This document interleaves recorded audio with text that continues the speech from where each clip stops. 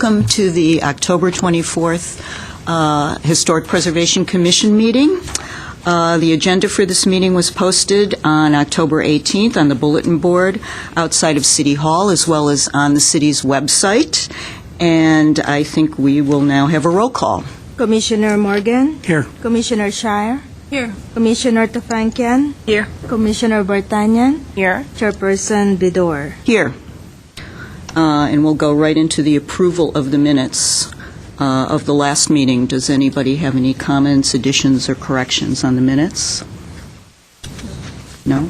Okay, do I have a motion to approve the minutes? I move to approve the meetings as they stand. Second? I'll second. Roll call? Commissioner Morgan? Abstain. Commissioner Shire? Yes.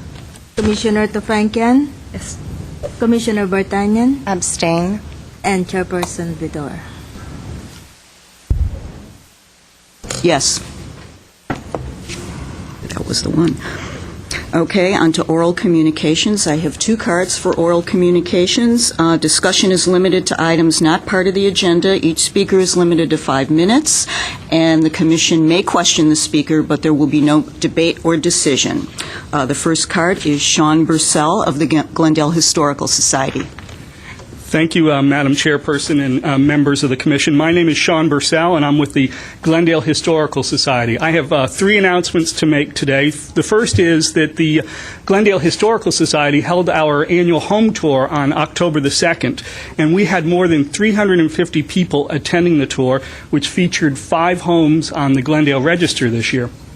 Notably, a significant number of the attendees came from outside of Glendale. We had people from as far south as San Diego, as far north as Visalia, Port Hueneme on the west, and Corona on the east. We actually even had someone from Naples, Florida, but I don't think they came just for our home tour. I'd like to believe that they did. But, so we're pleased that through the home tour, we were able to raise awareness throughout Southern California of the architectural gems of Glendale and of the Glendale Register. The second thing is that I'm also pleased to announce that the Glendale Historical Society has elected its new board and officers for 2011-2012. And Greg Grammer, who I think many of you know, is our new president. Victoria Laskin is vice president. Marty Bracciati is secretary, and I'm the treasurer. Lucky me. Also serving on the board are John Locascio, our immediate past president, Margaret Hammond, Marcia Hanford, Scott Laskin, and Joe Self. And you can find information and bios and contact information about each of these individuals on our website, which is glendalehistorical.org. And we encourage the commission and staff and members of the public to contact us if we can be of assistance on historic preservation issues. The final thing is a reminder that the Glendale Historical Society offers tours of the Doctor's House Museum in Brand Park every Sunday from 2 to 4 p.m. And this is something we have an agreement with the city on the Doctor's House, and we're pleased to be able to present it to the public, because it really is a wonderful, Queen Anne, East Lake style house, and for members of the public who haven't seen it, I really encourage them to go and check out this very unique property in Glendale. And we again will be offering the special candlelight tours of the Doctor's House on Saturday, December the 10th, and Saturday, December 17th from 6:30 to 8:30 p.m. We hope that members of the Commission and the public listening will join us for this wonderful event. Thank you very much. Thank you very much, Sean, and congratulations on your appointment. Thank you. Next card is Andrea Humberger.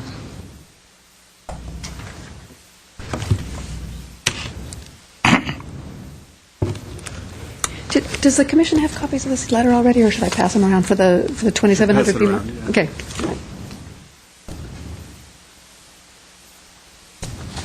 I am Andrea Humberger, actually speaking both as an individual and as a representative of the Montrose Verdugo City Spar Heights Neighborhood Association. A project went to the Design Review Board this past Thursday for a project at 2700 Piedmont for the construction of a 4-unit townhouse complex, which will sit on the same lot with a 1929 storybook home. I'm passing some photos around so you can see I think that Jay Platt has brought this to your attention in the past, but he said it had been a while, so I thought I'd come back and just mention it to you. As part of the project to construct this 4-unit townhouse, the applicant is being asked to preserve and maintain the Storybook House, which has been determined by staff to be historically significant or architecturally significant. And we just wanted to bring it to your attention. We want to make sure that, we asked, the comment letter you'll see there is actually aimed to Design Review Board, but if you look at comment 7, it's regarding the house itself. We'd really like to see that a plan for the house, its protection during construction, its preservation plan for after construction or whenever they want to do the rehabilitation and preservation of the house. We want to make sure that that's included as part of the package that goes to DRB. We think that that's, it should all be seen and reviewed together, and that everyone should be aware that this house should be preserved and saved as part of the process and part of the project. So just wanted you all to be alerted to it, and if there's anything that you as commissioners or the city staff can do to encourage the applicant to list the house or go for the Mills Act or do a certified rehab or whatever, we would really appreciate that. So thank you. Thank you very much. Mr. Platt, is there any follow-up or agendizing that needs to be done in respect to this issue? I could give you a brief update on how staff is dealing with this property. If the commission wants to discuss it, we'd have to agendize it for a future hearing. Basically, we've identified this as a historic resource under CEQA. It's the only storybook-style property of its type in Glendale that we know of. We've kind of fanned out across the community looking to see if there are others. We haven't discovered any. And as such, it's one of those rare situations where we can say this is, if not the only one of the only types in the entire city. As a resource under CEQA, going through the design review process with DRB, the DRB is aware that this is a historic property or eligible for designation as a historic property, and it will be treated as such through the whole process. That said, we're not in a position as the city to ask, encourage, or force an owner to designate the property, but we're going to do everything we can to ensure that during construction of the adjacent structure, the new townhomes, that the Storybook House is protected so that we don't have any accidents that might affect its integrity. And then we understand from the owner that we'll be reviewing work on that property to bring it up to code as a second phase of the project. But they wanted to get their entitlements so that they knew they'd be building, they would have permission to build the new structure, and then they'll be working on the Storybook House. And we'll be looking at that really closely. Okay, thank you very much. Now we go into comments from commissioners, so we'll start on my left and go right down the line here. I just wanted to congratulate the Glendale Historical Society. Thank you, Mr. Bursell, for coming today and letting us know. I was fortunate to be a volunteer at one of the homes on the tour, and as was stated, there were over 350 people who attended from all different regions, coming, I guess, as far south as San Diego. So again, it was very professionally run, and I commend the association. Absolutely. I would like to second what my fellow commissioner just said, and I congratulate you for once again organizing such a wonderful tour of homes, the Glendale Gems Historical Homes of the Jewel City, which was held October 2nd. It was very well organized, and it really enforced or raised awareness of the architectural integrity that we have in the city of Glendale. So thank you. Nothing to add, just I concur the home tour was a great success. I concur in the same thing. You made Glendale the real jewel city of Southern California, and I thank you very much for it. It was most enjoyable. Yeah, I hope that, I didn't get to go on the tour, but I hope that other homeowners will be encouraged to participate in the future, because I know from past experience and attendance that the Historical Society does an absolutely superb job and a very professional job. So if anybody out there who's listening who has a landmark home, I think everybody has agreed in the last several years that it is a great experience to be part of this tour, and it does wonderful things for the community. So, again, I'll second the emotion. Thank you very much. Okay, now we move on to old business, item 6A, which is the Brand Library and Arts Center renovation project, and going into the review of the design development proposal.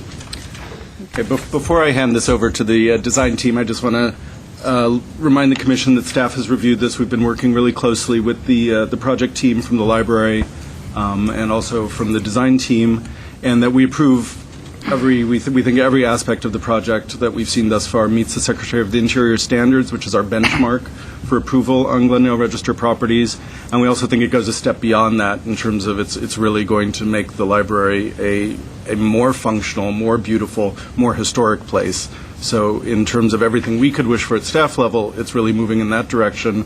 But a reminder that we're looking at the design development drawings. So again, this isn't the final set of construction drawings, but this will be your last opportunity to review this as a design review hearing, unless something comes to us as we move forward that either steps away from the Secretary of the Interior standards or that falls into what we would call a gray area where we're not comfortable approving it at staff level, and then we could bring something back to you. But barring that, we don't expect anything like that to come up. This will be your last review of the project. So with that, I want to introduce Cindy Cleary, Director of Libraries, to introduce the project and the team. Good afternoon. I'm delighted to be here. As you know, I've been working on this project for quite some time, and I'll concur with Mr. Platt and say that it's been a pleasure to work with our architectural team from Gruen Associates and Offenhauser Meikle. They've been attentive to our needs, our goals. They've been responsive. They've really, I hope you'll agree, given us a product in the design development phase that really will respond to the historic integrity of the building as well as the function of the building as a library. So having said that, I concur, as I said, with I think we're at a good stage at this point. And I'd like to introduce, is it Deborah first? Deborah Gerard from Gruen Associates. Oh. Right arrow key. And Mr. Platt, we'll take, there is an oral there is a speaker, so we'll take that after the report? Yes. Okay. Hello, I'm Deborah Gerard. I'm a partner with Gruen Associates and the team lead for our design team here, and really appreciate the opportunity to present this project to you. We're really excited about it. First, just want to say we've had a great collaboration working with library staff and the city staff, and I want to point out my my architectural partner in this, which is Fran Offenhauser from Offenhauser McKeel, as well as Elsa Young, who's a project manager with Gruen Associates. And we've really been the core of the design team, leading the rest of the consultants. Additionally, he's not here today, but Steve Smith from my firm is our landscape architect as well, which has been very beneficial to us to have that all in-house because it's a very integrated design. Today we're just going to go through three brief agenda items. One is to give you a status on where the project is. We want to talk about the piece that we hadn't presented to you before, which is we're calling the connector between the mansion and the 1969 building, and then talk a little bit about the proposed exterior materials. I'll put this up just as a reminder while I'm talking about the project status, so we've got a good visual of the building as it exists today. We've in the last time we saw you was at the end of March, and at that time we went through all of the preservation and the rehabilitation that we were doing in the mansion, went into that in some great detail. Fran made the bulk of that presentation. Today we're really here to talk mostly about the exterior. And in the intervening months, some of the things that we've done are do a lot of structural testing to make sure we knew the integrity of the walls of the mansion. And happy to say they've come through, I won't say with flying colors, they came through, though. So that was really what was important to us. So this is the building as it exists today. You see the terrace here leading up to the... which way to point here.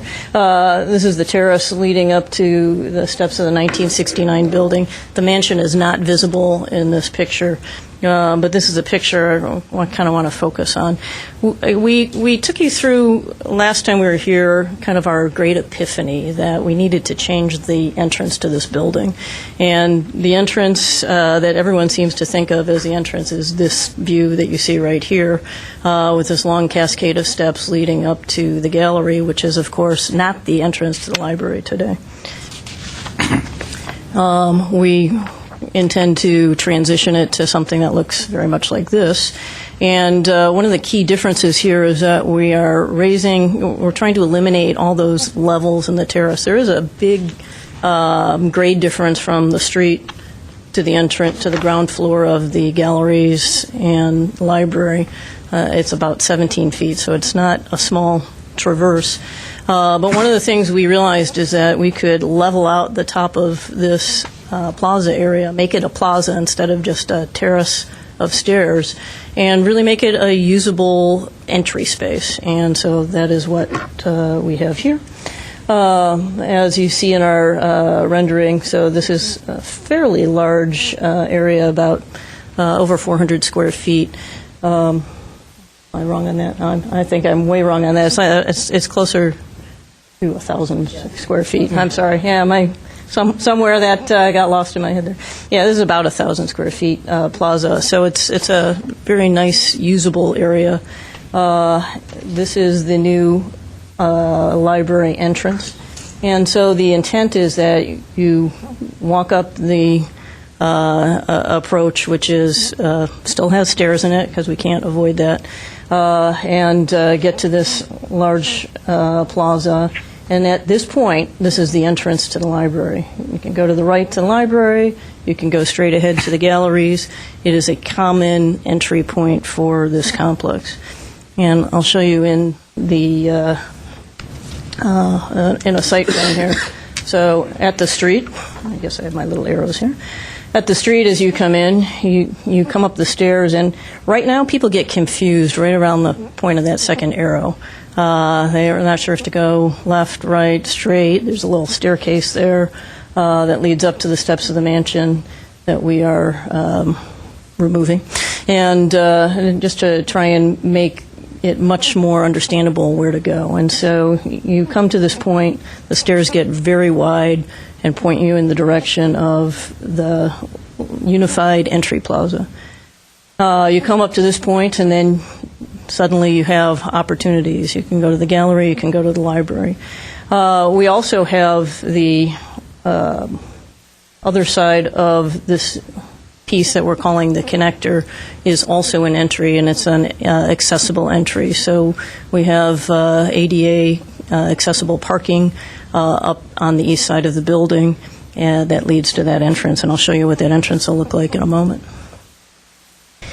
Similarly, if people want to, and again, this is both ambulatory and non-ambulatory people, once they're in this building, they can come out, and we've made this route accessible to get to the front of the mansion.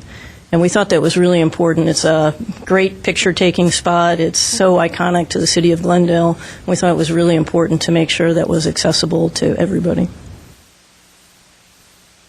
And I want to point out that Brand Studios entry remains where it is today, so that's not changing at all. This is a view looking at this connector piece as it exists today.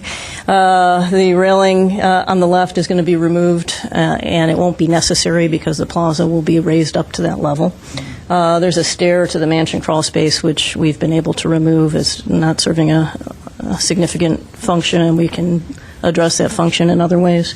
And then the sprinkler line and conduit, which you see kind of flying over the top of those two buildings, is being relocated, so it won't be visible. And this is an elevation of this west facade that shows this connector kind of sneaking in between the buildings, kind of delicately located to be underneath the cornice of the mansion and underneath the overhang of the 1969 building, so that we're not affecting the appearance or the function of either one of those. and just kind of simply slips through there. We wanted the doors to be glass so that they can be very beckoning, and the illumination can come from the interior.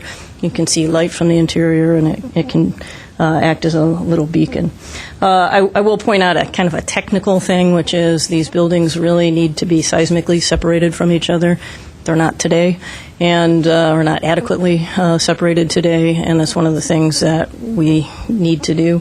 And so we have a seismic joint. You see it off on the right side of that connector, a seismic expansion joint. And we tuck it away inside a deep reveal so that it's not visible.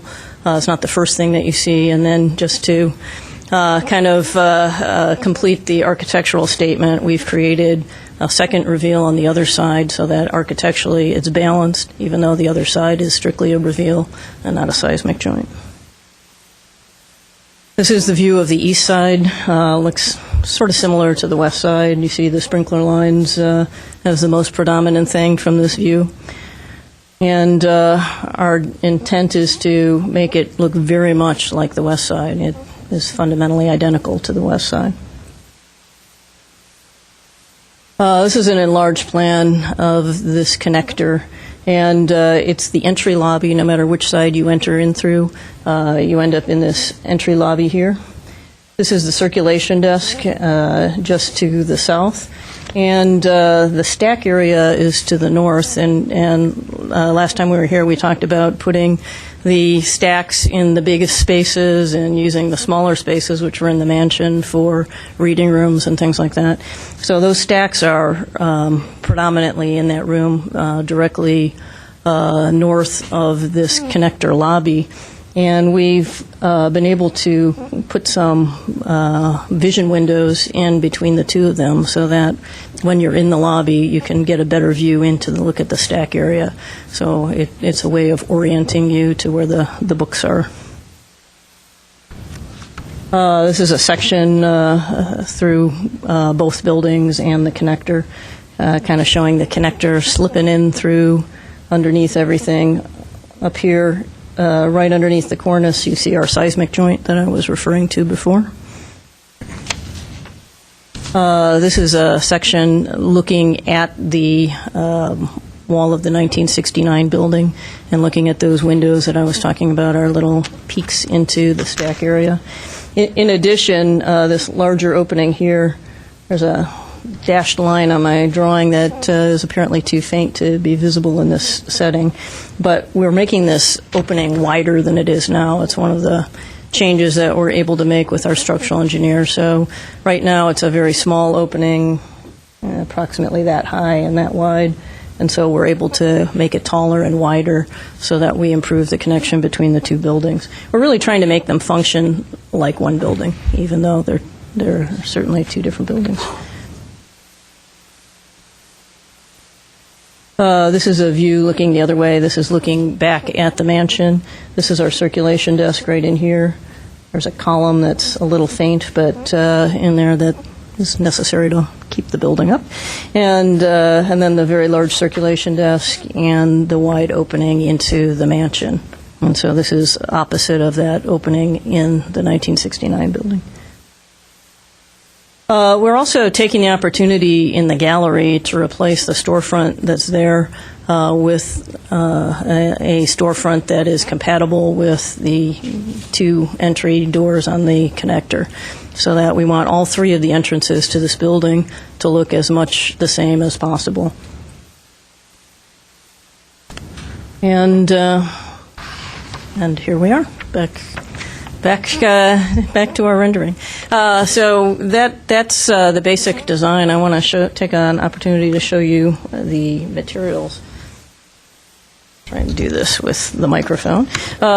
So on the horizontal board, I have the paving materials. Inside the connector would be the yellow-colored limestone. These are all fairly economical natural stone materials. The yellow would be used inside the lobby and have a little projection outside of the connector in order to help draw people in. Oh, thanks. That's probably a good idea. and have a little tongue outside to help draw people in. The bands on the plaza. Actually, can you go back to the site plan? That might be a better one. It's one of the first. Forward, There you go. Perfect. There are bands on that are in the plaza currently, and we thought that that was an important feature of the 1969 building to maintain, that there's a fairly rigid geometry with these currently concrete paving bands that tie the columns together in a very kind of rigid geometry. We thought it was important to maintain those paving bands, even though we're completely replacing and restyling the paving that goes within those bands. We thought that was a nice tie to the 1969 era. And so those paving bands would be that buff colored, fairly neutral, a homogeneous colored, either colored concrete or limestone. This happens to be a sample of a limestone. But one of the other would be the material we'd use for the paving bands. And then the exterior paving, we're looking at using a flamed limestone, which gives a little texture for slip coefficient. And the paving bands would be in a 1 foot by 2 foot sized stone, and would be within the concrete paving bands. This is the plaster. The color of the buildings is very white, and it will retain its original color, both of them. And this sample is an approximation of that white color plaster. And then the glass on the right is a high performance glass. We want to use a high performance glass to make sure we're providing solar control on those entry pieces. And so this is essentially clear glass, but it's got a coating on it to improve its performance. The high performance coating basically means that it rejects heat rays and lets in the light rays. I'm happy to entertain any questions you may have. Questions, anyone? I have a question. Sure. On the elevation across from the circulation desk where you were talking about the windows into the Yes. bookstack area, can you describe your thought process as to why those are glass versus punched openings? They could be punched openings. I guess we were thinking that it would be nice to be able to separate the spaces acoustically and perhaps atmospherically for air conditioning purposes. But they could be actual openings into the other space. There was a possibility that the library may need that to be wall space for special purposes, special notices and donor recognition and things like that. So I have continued to show the glass. I am conscious that there may be, we may have to let that be a solid wall, but we would like some amount of glass in there if we can. Deborah, if you could just address the pointed arches being kept within the wall. Yes.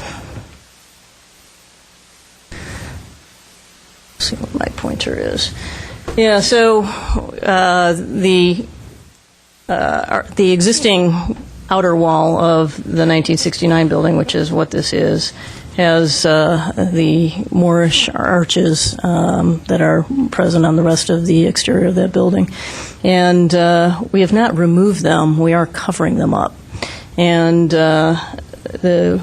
so they still exist within this wall. The holes that we're talking about punching would be in the center of those arches, not violating the arch at all. And it's kind of similar to the way that there are, Yeah, right there. Yeah, that's probably as good. Similar to the way that there are openings in the arches on going into the courtyard. It's structurally acceptable within that panel. And so the idea of covering these arches up was not done lightly. We had a lot of opinions in both directions as to whether they should be exposed or covered up, which way made a better solution for this project. And we all ended up, or we generally ended up with the idea that this connector really needed to connect these two spaces and not just be in between the two spaces. It needed to be a space of its own and had to have an identity of its own, and that it was appropriate to cover it up, but it is covered up as opposed to removed. So if anyone should ever want to go back and expose them, they're there. And you mean covered up by the connector itself? They're covered up by drywall. Drywall, okay. Yeah, there's a bit of a challenge with the height of the connector. We couldn't quite get the connector height high enough to expose the arches in a way that looked appropriate. It was very compressed down on top of the arch with the ceiling because of the structure that we needed for supporting it. Mm-hmm. And that certainly was a part of the decision. Anybody else have a question? Yeah, quick question. Was any thought given to keeping the form of the blind windows when putting in either the glass or the punched openings? Well, again, it came to the fact that the top of the arch was always kind of impacted by the ceiling height. Let me go back to... Not in size. I'm sorry. In shape. That was discussed. It was felt like we should either be able to expose it or not try and replicate it. But yeah, I understand your question, and that was one of the many alternatives that we kind of bantered around. A couple questions about the gallery and the library entrance. Sure. Obviously it's a great idea to have an entrance in the same location for both, but I assume that your access to either, if you go in the library, you have access interiorly to the gallery, right? You don't have to come out and go back in, right?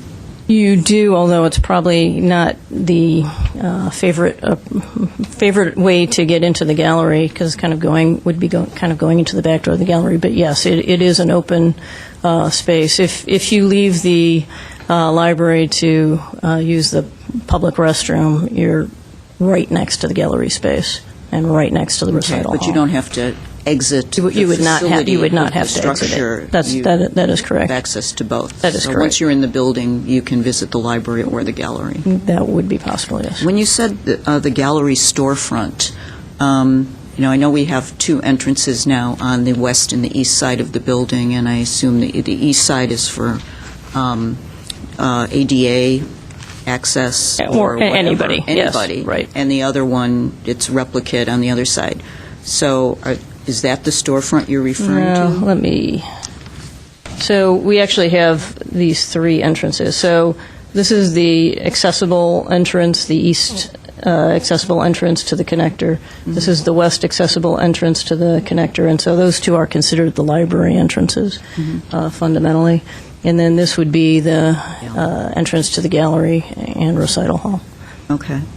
And when you're inside, there are two aspects of the interior that interest me. One is what is now called the sculpture court, which is this open thing, and then also the walls upon which, not in the gallery proper, but the walls upon which art is exhibited in the corridors. Yes. So could you just speak briefly to how the sculpture court and those walls are going to be impacted? Sure, and I'm glad you mentioned the courtyard because I didn't mention it, and I probably should have. So right now there's a giant tree in that courtyard. Yes. And which is beloved by many. I was going to say, I regret to be the one to have to tell those to whom the tree is beloved, but the tree is really too large for its space, and it's not healthy for the tree or the building, and it makes that exterior courtyard not as accessible by anybody as it should be, and not accessible at all by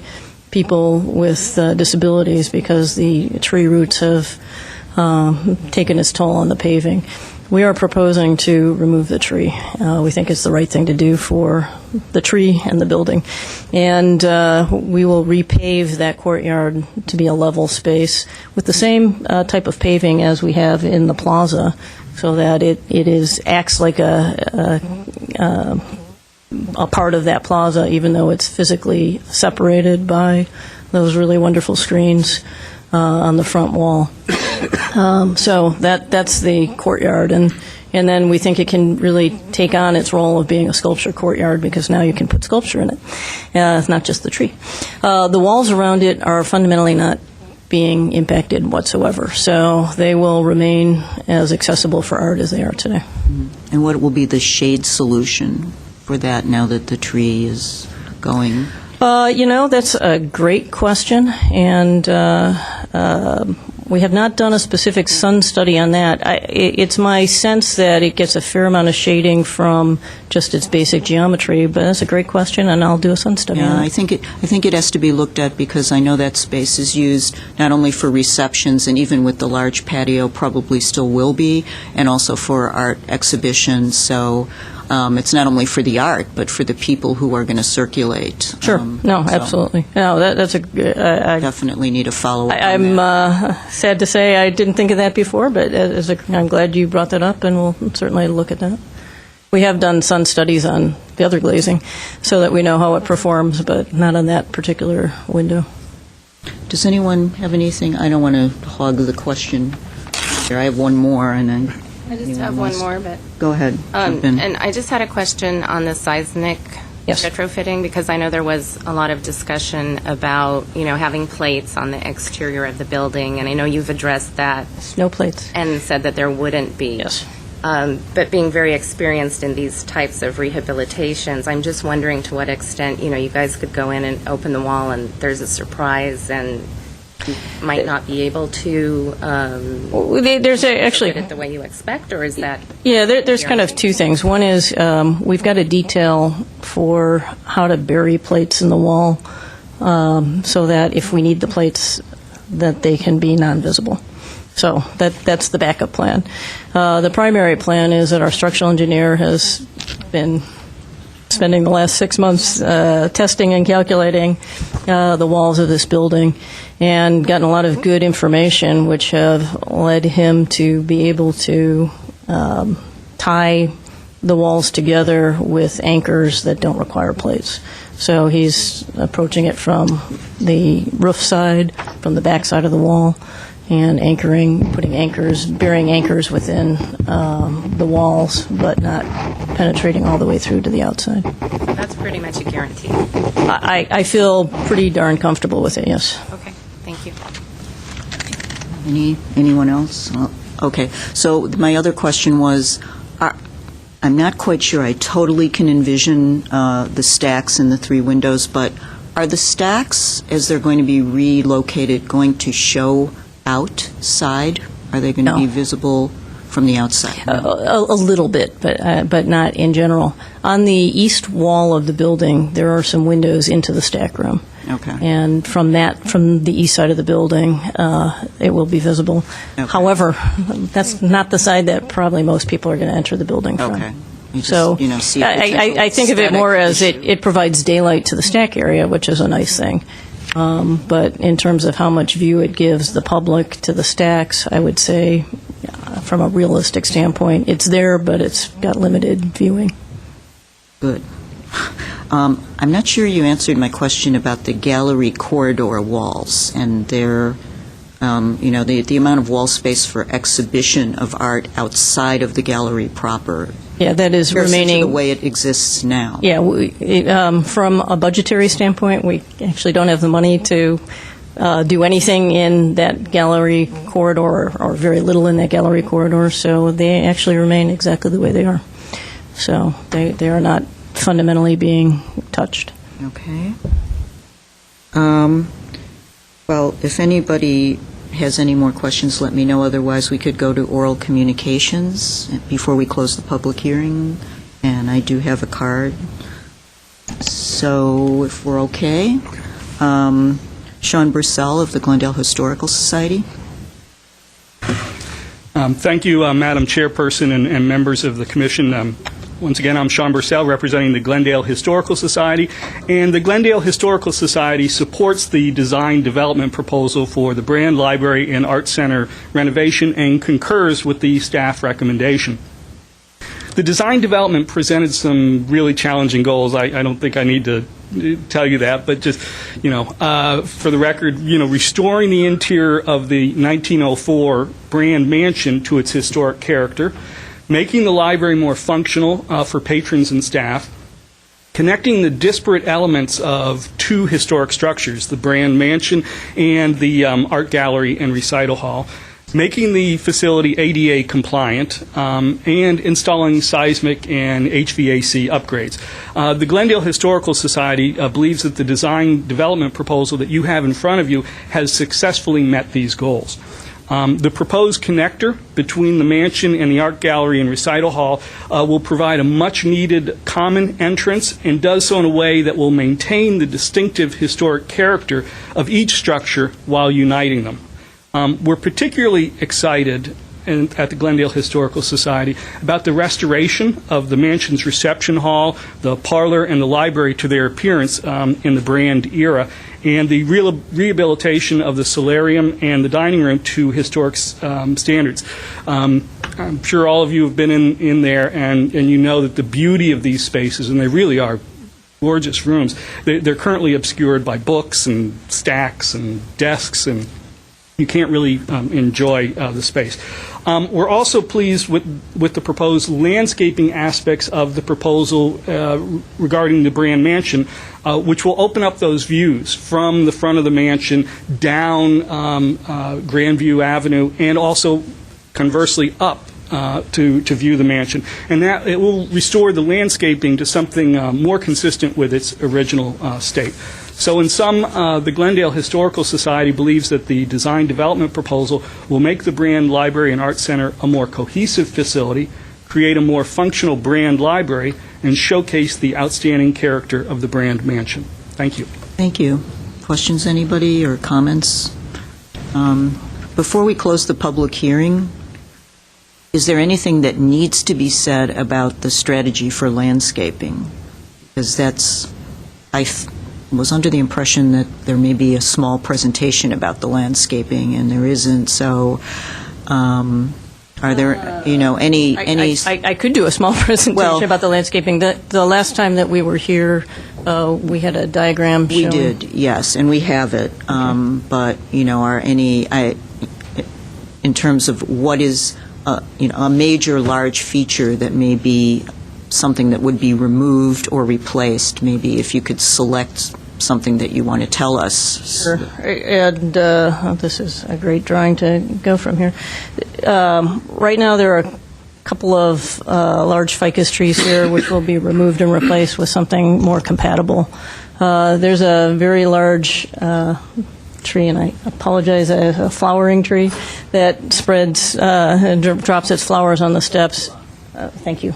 Silk floss tree that drops its flowers on the steps, and it's very slick, and that is being replaced with something that's less has less debris and will not create as much of a nuisance. And but within here, the desire is for there's right now kind of a very exotic, I'll call it a Palm Springs type landscape with some palm trees and but not your run-of-the-mill palms, a couple of double-trunk palm trees. It is our desire to maintain that type of landscape in the in the plaza area adjacent to the 1969 building. We think that's really appropriate. In front of the mansion here, right now there's a lot of exotic plantings there as well. We think that's not quite as appropriate. We think that it's better to kind of tone down and maybe more unify the landscaping in front of the mansion so that it's not competing with the mansion, and it's just a foreground to the mansion and not really competition with the mansion.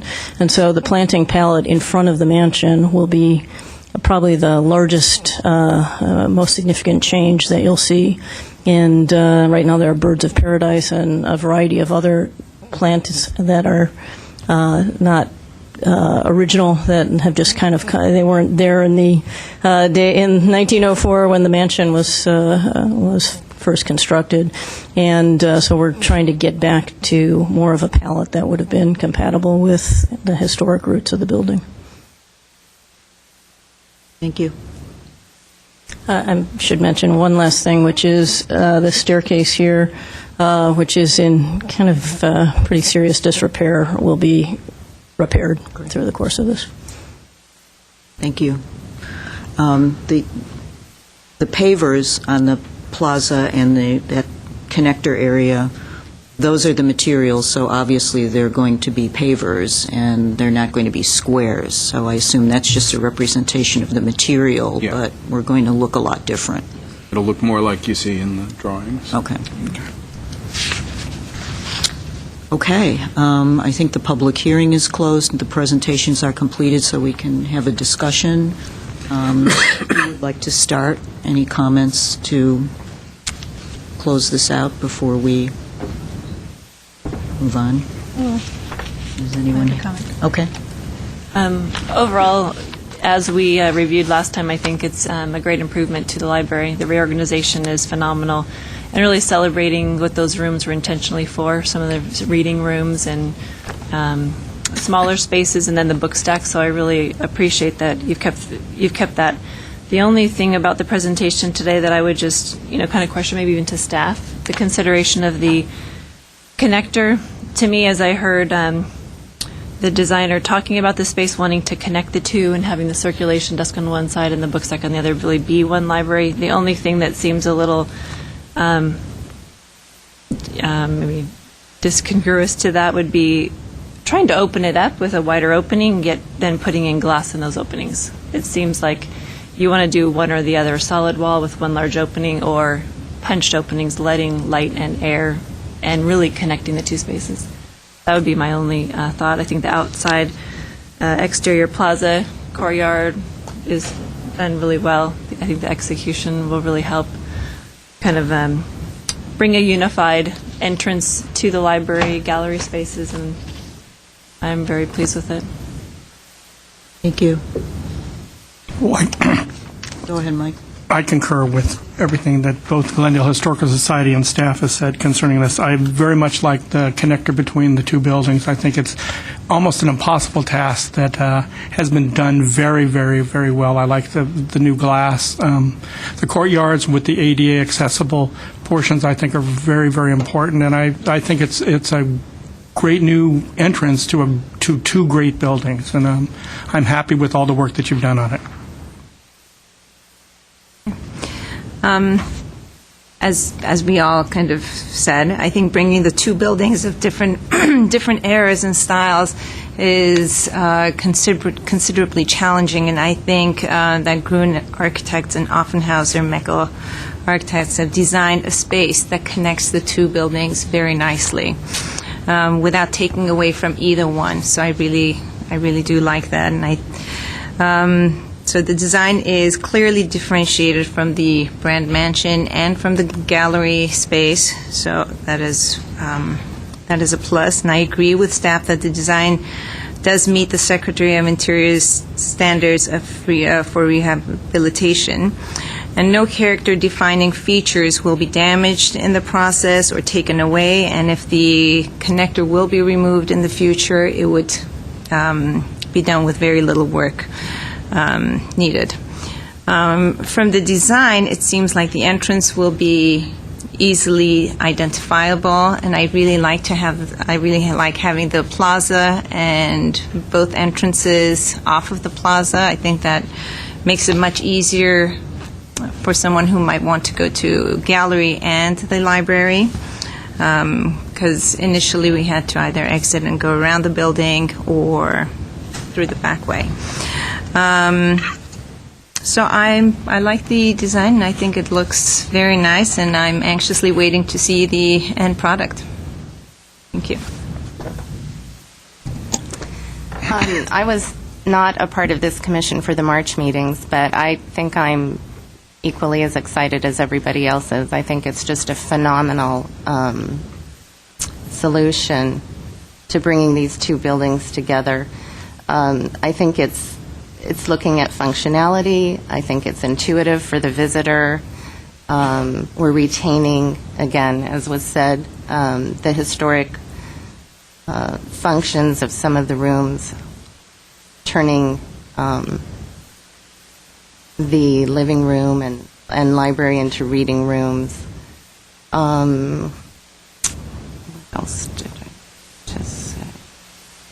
Oh, and I think it's really important that the solarium, which was initially the center of the space, is being brought back, and that the centrality of the building is sort of, being re-envisioned or reinvented as the circular reference desk. So overall, it's really exceptional, and I appreciate all the work. Thank you. Thank you very much. I won't repeat everything. I agree with everything the other four commissioners said, and particularly interested in seeing the follow-up on the windows that Commissioner Shire discussed. I'm leaning toward the punched approach, but it's just so hard to know what the right decision is. But I think that's probably the one area where, everything else looks very good, and that it's going to look like it does in the rendering and produce the desired effect, but that one is still kind of a wild card in my mind, so it would be great to find out what the follow-up is on that when the final drawings are made, and see how that goes. And then also to please follow up on the issue of the sculpture court and how that would be shaded or protected so that it's accessible for receptions, art display, and also food service as well.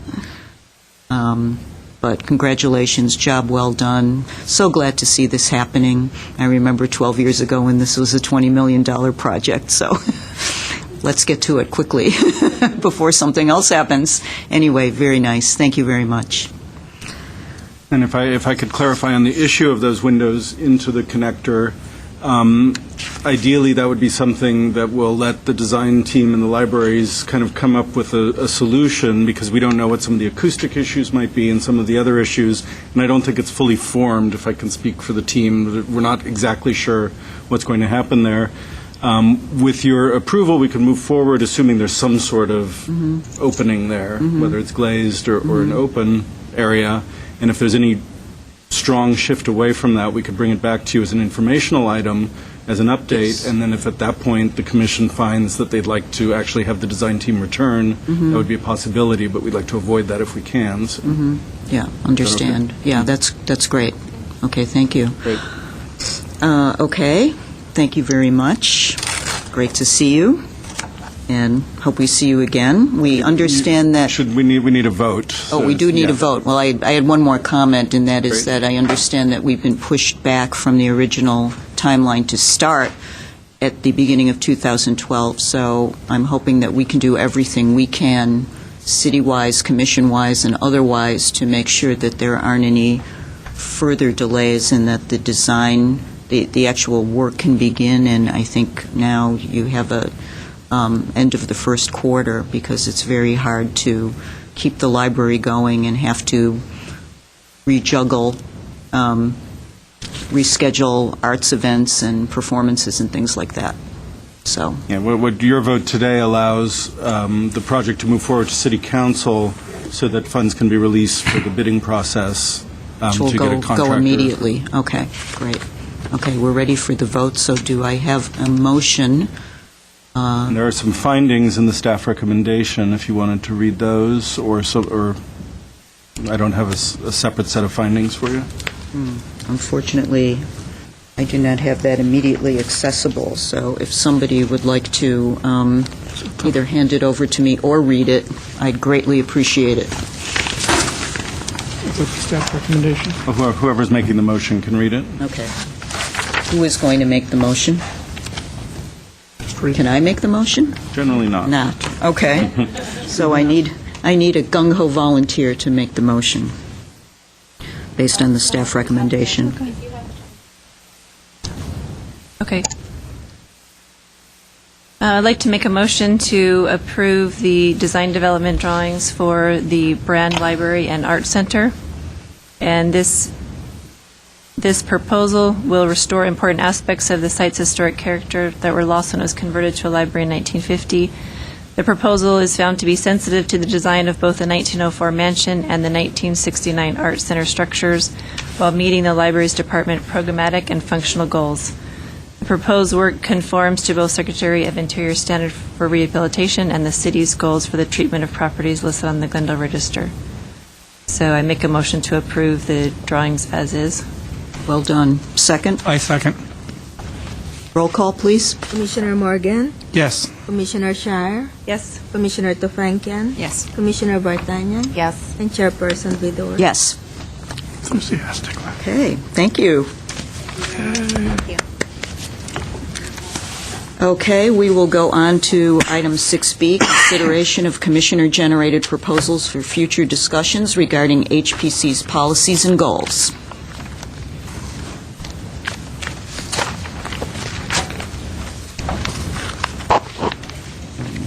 All right, I am just overloaded with paper today. yeah, based on the discussions we've had in previous months, we don't have any agendized topics for this month. We still have the effects of the Craftsman Survey, which hasn't been brought forward to the agenda. This might be a good time to do that, although it's going to take probably a couple of sessions. We'll have to do some background research and look at the numbers that I think were requested in terms of what's happened on the ground since we conducted the Craftsman Survey. So that's a possibility. In terms of ongoing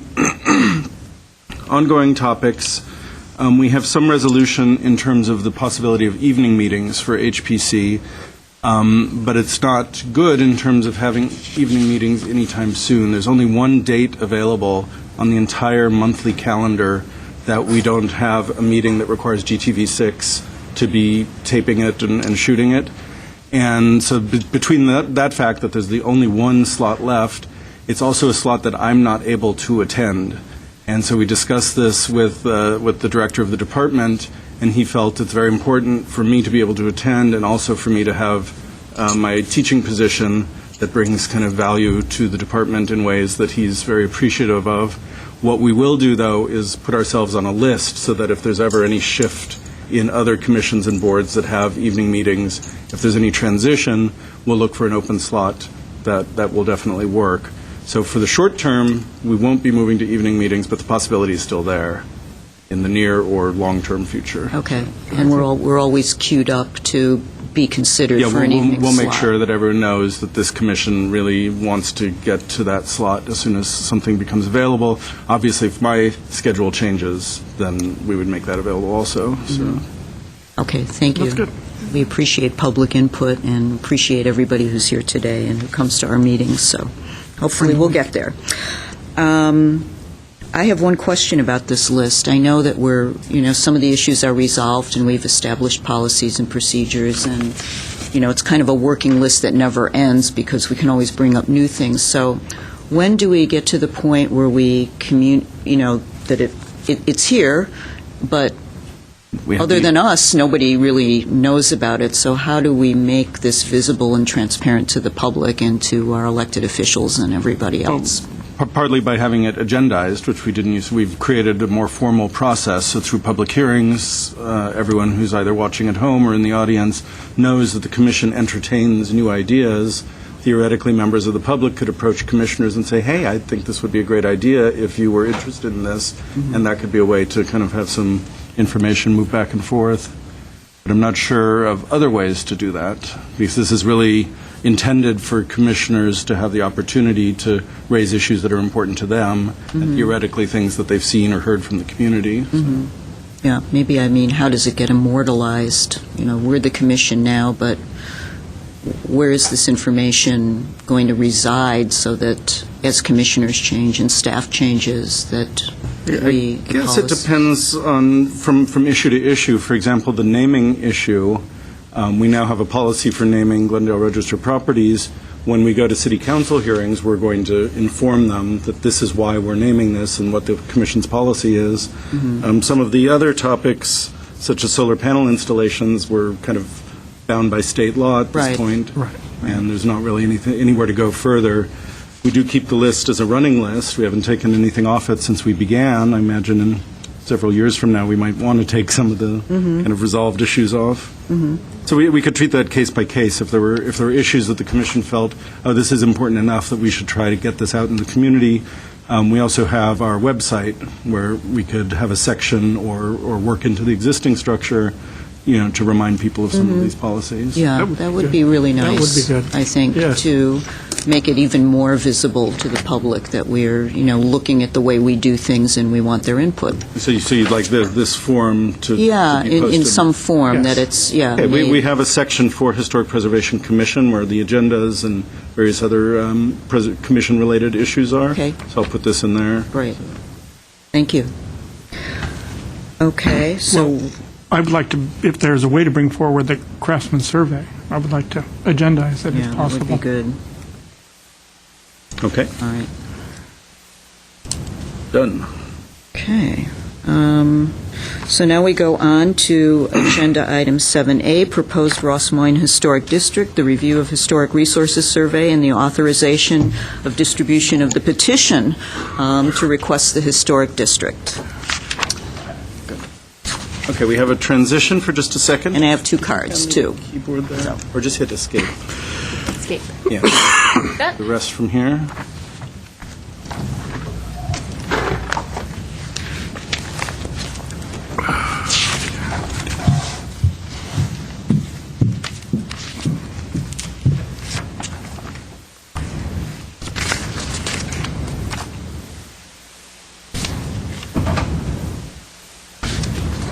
And Ross Moyne PDF? No. Oh. Tanya, is it the Ross Moyne PDF? It should be Ross Moyne. It's the three of us. The PowerPoint. Oh, right there, of course. If I may, while we're transitioning and bringing up the new information, we should note that Commissioners Shire and Vartanian have left the chamber. Thank you. They've done that because they are homeowners in the Ross Moyne, the proposed historic district in Ross Moyne, and the city attorney has asked that they recuse themselves from decisions that affect the neighborhood. Without further ado, again, I'll just introduce this by saying that staff has reviewed the historic resource report that LSA and our guest Tanya Sorrell have prepared, and we find that it meets all of the requirements that are placed on the commission in terms of determining whether it can or can't approve a historic resource survey. So this is the first step toward moving the community forward to being able to distribute petitions asking the city to create the historic district. If the commission votes to approve the resource survey, we will then go ahead and authorize the petition to be distributed. If not, we can't do that. Here's Tanya Sorrell. Okay, thank you. Madam Chair, members of the Commission, staff, and the members of the audience, thank you very much. My name is Tanya Sorrell, and I'm Senior Architectural Historian at LSA Associates. I am the primary author of the report and the principal surveyor who was out in the field. I prepared a brief presentation here of our work within the Ross Moyne Historic District, and afterwards I'll be pleased to answer any questions you may have.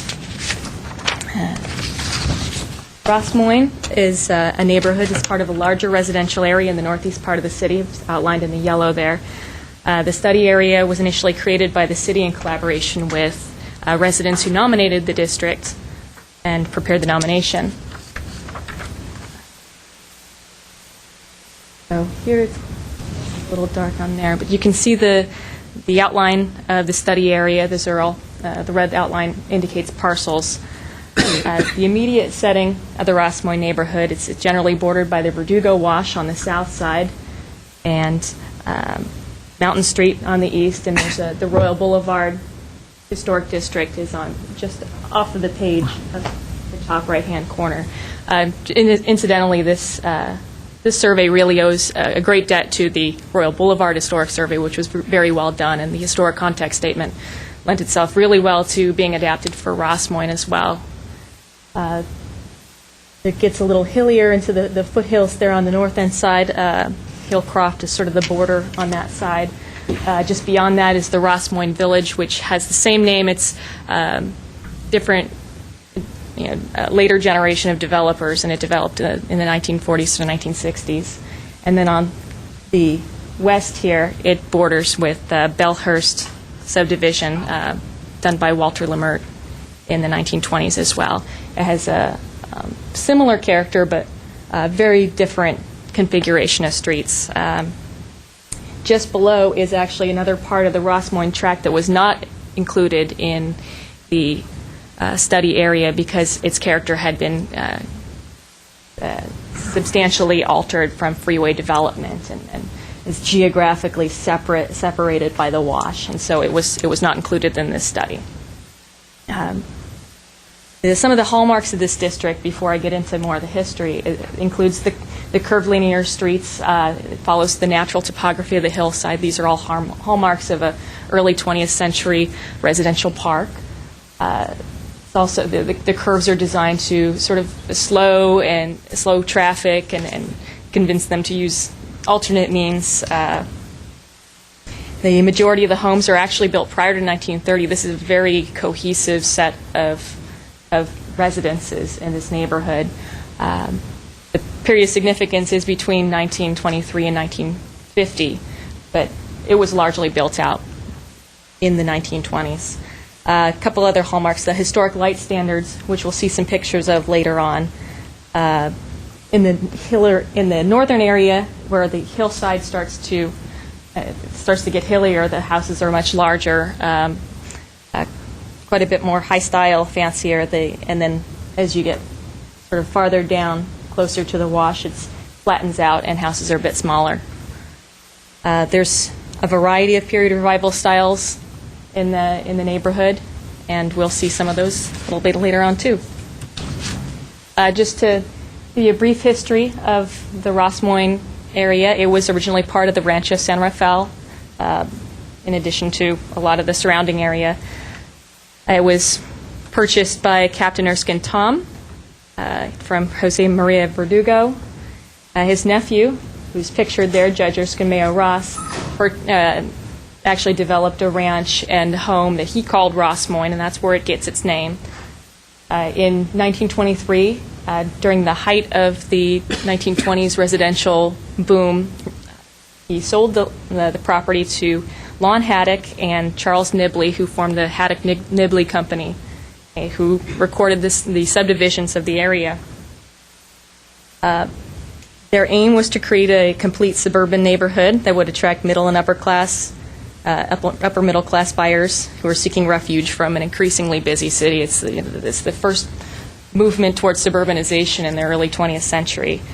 To accomplish this, to attract these sort of residents, they had a very aggressive advertising campaign that involved lots and lots of advertisements in both the LA Times, the Glendale, all the Glendale papers, and also much as just like with the Hollywood land tract in Hollywood with the now iconic Hollywood sign, Rossmoyne also had its own sign, which was just above Hillcroft. I want to go back. Oops.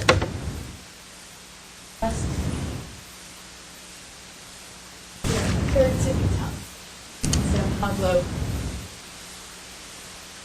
Newer residences at the very top parcels. That's where the sign was most likely. And then you can see it from there. It's been gone for a long time. So during the real estate boom of the 1920s, it's very easy for speculative developers to make money doing subdivisions just by recording a subdivision, putting the streets in, and selling the lots and being done with it. And these early community builders went beyond to create much more of to include more sought-after amenities, to guide neighborhood character in the direction that they wanted to see, and advertise, as I said, to a particular kind of buyer that they would be interested in forming a cohesive neighborhood with. It's worth noting, actually, interesting to note that several members of the development team actually chose to live in Ross Moines. So they definitely had a personal interest in making sure this neighborhood looked a certain way, met their own personal standards. Edward Lynch, who was an early engineer, and he actually surveyed a lot of areas in Glendale and this part of Los Angeles County, lived on Ross Moines Avenue in his own house there, and he did survey this neighborhood as well. Alex Nibley, who was the son of Charles Nibley and the one who managed the development from on the ground here, lived on Ross Moines. And then his right-hand man, Preston Cannon, also lived in the neighborhood on Mountain Avenue.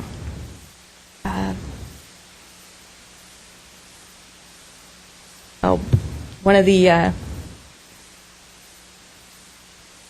the other amenities that was widely advertised, I don't know if you can see it in that advertisement there, but early on the advertisements talk about how it's close to the Glendale-Montrose streetcar, which ran along Verdugo Wash down below there. And then later on, advertisements actually touted how it was 20 minutes from downtown and 20 minutes from Hollywood to get there. So it was definitely an automobile-centered community, and we'll get into that a little bit later. Just to point out some of the pictures here. The top picture is one of the prime amenities of the neighborhood. That's Nibley Park, which was actually given by Alex Nibley to the city in 1924. Pretty rudimentary playground there. It's been replaced since, but the character of the park is still very much the same. It's one of the light standards from the 1920s. It was the city designed it, but Nibley paid for them to be installed throughout the neighborhood. Their real estate office down there is taking from contemporary enthusiasm for King Tut's tomb, the discovery. So they made it Egyptian revival. And typical advertisement at the bottom there of the contractors showing off the homes that they built in Ross Moines. People are very proud to have been part of the construction in Ross Moines, and many of the houses there were showcased in their own advertisements. So our field survey included 505 properties within the Ross Moines neighborhood. The survey was conducted using a company-designed field application and database I've developed in 2008 and been perfecting ever since, called the Historic Architecture Inventory. This application allows us to preload a lot of data before we even get out there, so we don't have to re-enter that information in the field and waste time. It allows us to go through several tabs of descriptive fields where we can enter information, and then we generate the description in that box right there. This is actually the first survey for our application to create the district in more of a list style like this, so that you could easily pick out descriptive elements. One of the nice things about having this database is that you can also do secondary analysis of the data, so you can see how many of each style you might have, or you can find out right away what sort of percentage of integrity, or what sort of percentage of contributors versus non-contributors you have, how high the integrity is. Even things like if you're looking for a particular kind of architectural feature, such as attached garages is one that we looked for. You can search for that term, and you can find out how many in the neighborhood have that sort of feature.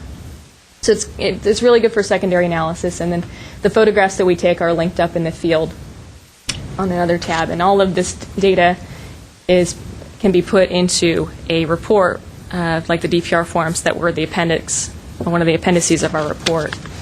And it can also be exported to the city in a spreadsheet for any other databases. The neighborhood boasts an amazing collection of both high-style and more modest examples of residential architectural styles that were popular in the early 20th century, particularly Spanish Colonial Revival, French-inspired, Tudor Revival, Monterey, show a couple of these, American Colonial Revival, minimal traditional, ranch, Mediterranean. I'd say particularly these four, there are really excellent examples in the neighborhood. Some of the finest collection of Spanish Colonial Revival that I've seen I've seen around. I didn't want to favor these particular houses. There are so many that to see, and they have very high level of integrity. There's lots of really great features in this neighborhood. I've not seen so much stained glass in a neighborhood before. Just so many of these have stained glass windows and just great features. So the Ross Moyne Historic District, we found, is eligible for designation as a Glendale Historic District Overlay Zone under 6 of the 9 criteria, A, B, C, F, G, and H, and we'll go through those in the next slide. We also found that it appears eligible for the National and California Registers under Criterion A and Criterion C. Criterion A in particular because it is an excellent example of an early automobile suburb. The 1920s was really a watershed decade for suburban growth in LA County, and it was 1924 was the year that LA had the highest automobile registration per capita in the world. And this is an excellent example of the kind of built environment that came to accommodate new motorists who wanted to find a place that was a drive commute rather than a streetcar commute. And then under Criterion C, it has an excellent collection of architectural styles, period revival styles that were popular during the era. Contributors, the boundaries include all of the boundaries of the intact Ross Moyne tracts. As I said before, the part of the earlier tract that's south of Verdugo Wash was not included due to integrity and massive changes to the area. But this includes the entire tract. I also mentioned in the report, this is worth noting, that for National and California Register, it might be that the Royal Boulevard survey, which those surveyors had found may not be eligible for National and California because they didn't think that was the definitive boundary of a district. This might actually encompass that also for National and California Register. Contributors include intact residences, things, I think in our report we called it high or medium moderate integrity, constructed between the 1923 and 1950 and also Nibley Park. Non-contributors are either beyond that period of significance or they had a low level of integrity, and those terms are defined in our report. When you're looking at our maps for California Register or California Historic Resource Codes, contributors have a 5D1 status, or if they were already considered individual eligible, they might have a higher status code. And then non-contributors have a 6L status code. So going through the local criteria, they meet 6 of the 9 local criteria. As I said, the reasons are in part because it exemplifies an early auto-centered hillside suburb of the 1920s. Due to year-round suitable driving conditions, good roads, and enthusiasm for personal automobile ownership, the LA metro area was among the first places in the world to reflect widespread use of the automobile in its built environment. Furthermore, the neighborhood is a virtual kaleidoscope of distinctive examples of period revival architecture that came into vogue during the 1920s. I won't go through all of this. It's in the report, but I will tell you, when I pointed out attached garages, this is an architectural feature that really didn't come into its own until after the FHA guidelines in the 1930s. And so you didn't really see attached garages in any sort of concentration until mid-century. And so you have at least 34 homes from the 1920s in this neighborhood that have attached garages. probably owing to the topography of the hillside, and that's where they mostly are. They tend to be underneath the house, so you can drive in and then come into the house from underneath. But it's a really notable feature of the district, and it's really one of the hallmarks making it significant as an auto-centered suburb.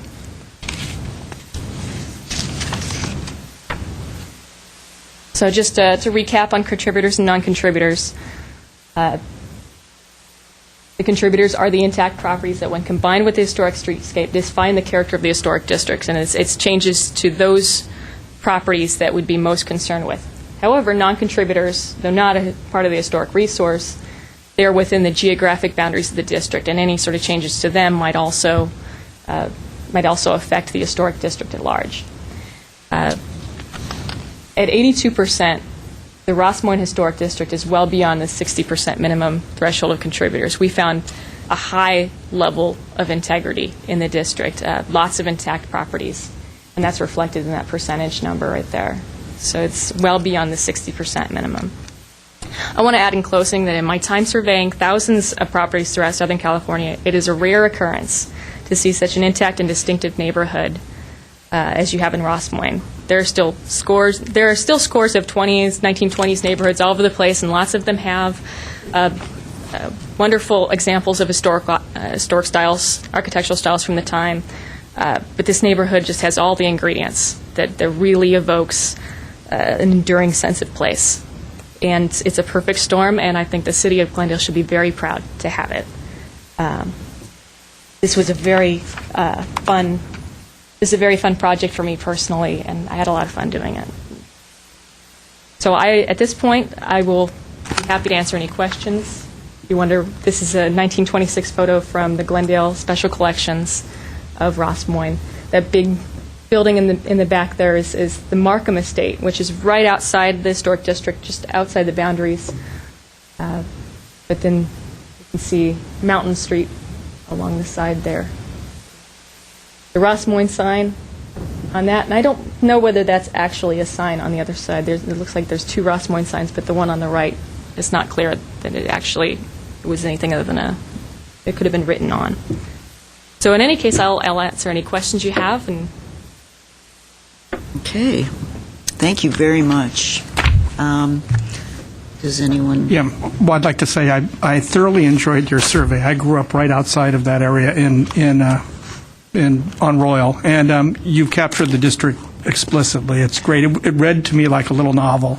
It was great. There are just a few historic things that I think need to be tweaked, but yeah, it's thorough. It's every little aspect of it has been covered directly, and I compliment you on the work that you've done. Thank you. Absolutely. I would like to thank LSA and Tanya for your hard work. It's a big project, 505 homes, and I think you've put it together very nicely, and you've put together a survey which will be used and referred to in the future. It's really very, very valuable, and we thank you very much. Yeah. Same here. I always wonder, when is Glendale in the realm of Southern California going to get the attention it deserves? And Ross Moyne is such a beautiful example of the type of neighborhood that, when people go to places like Pasadena and Orange that seem to have a reputation for being historical, they just, don't recognize Glendale enough. So maybe this will be the critical jumping off point where Glendale becomes a place where people go, oh yeah, Glendale, I will say beautiful. it certainly opened my eyes. I've gotten quite an education Yeah.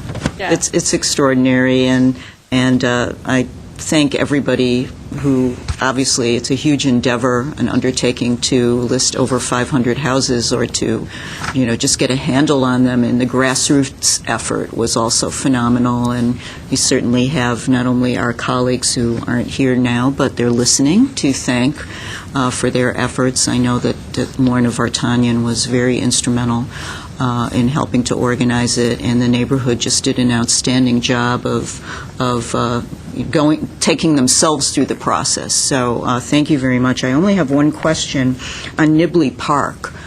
Now, Nibley Park is part of the district, right? Yes. So how is a park other than its boundaries, which obviously are now considered historical, is it now a historical park by definition, or, It's considered a feature to the district. a feature to the district? So how does the designation, or would a designation affect the park? Yeah, I'll answer that. Okay. There are no historic structures left in Nibley Park, if there were any. We don't know if there were restrooms. We see the seesaws that were there. Those are gone, we know. So we would treat it in a manner that we would review any proposed changes for the park. We wouldn't review tree changes, in and out. But if there are any changes to the fencing around the park, to structures, to the addition of any structures, we would look at that. It would come just here. to make sure it's consistent with the kind of sense of open park Right. space. We don't have any other bases to make decisions on for that park. Right. So. Great, okay. But it wouldn't be a free-for-all zone. No. So. Okay, thank you. Thank you very much. We have two speakers. Chair Fedora, if I may Sorry. indulge one question to Tanya and Jay. On the maps that you showed, with contributors and non-contributors, there's one property that says none, which I didn't Yes. see explained in the text. Sure. That property is was impossible to see from the public right-of-way, and so we couldn't really determine its level of integrity. I kind of think I know what style it might have been, but we couldn't find out enough information about it to give it a contributor, non-contributor status either way. Yeah, that's if we ever get an invite to visit, we could update the form. And then there were also, I believe, 2 empty parcels that were tied to adjacent parcels. Is that true? That also got the 7R? Yeah, those are actually tied to adjacent parcels. Okay, so in most cases, there are empty parcels connected with another parcel? Yeah. Okay. And before we go to public questions, I just wanted to add something really quickly. This is the Commission's time to make any tweaks or recommendations for additions. And I also wanted to let you know the results of the public meeting we had a couple of weeks ago, which is part of the designation process. Before we bring a resource survey to the Commission, we want to bring it to the community so that everyone has a chance to review the individual survey form that belongs to their property. And we collected, a few handsful of comments about the stucco texture, about whether the property was 2 stories instead of 1 story. Those are all minor tweaks that we're going to work with Tanya and LSA to make. There were a couple of larger tweaks, one including a property that may have gone from a contributor to a non-contributor because it went through a major alteration. That won't affect in any serious way the 82%. It could be 81.7 now, or whatever it's going to be.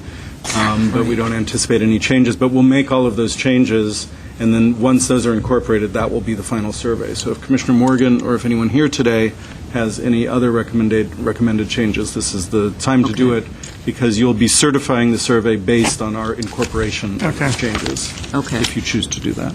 Okay. Go ahead.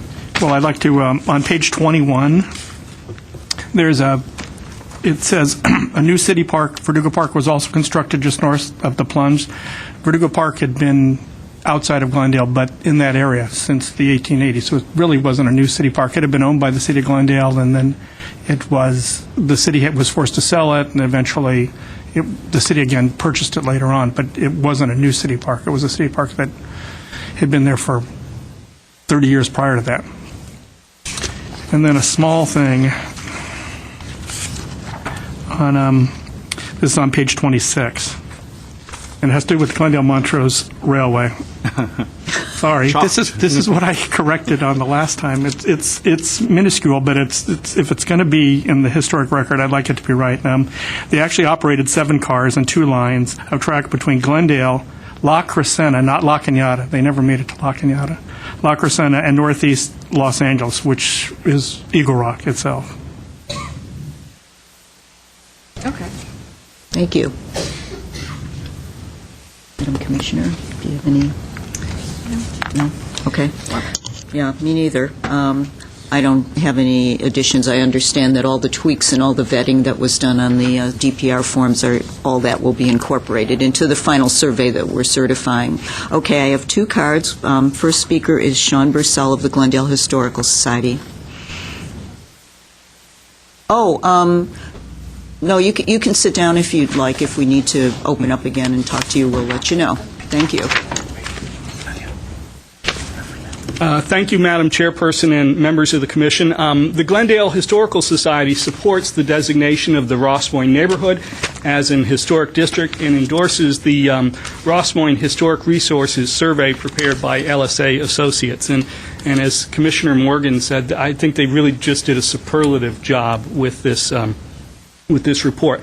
And the survey comprehensively documents the history of the neighborhood and its architecture and provides a compelling description of how the neighborhood undoubtedly meets the criteria for an historic district.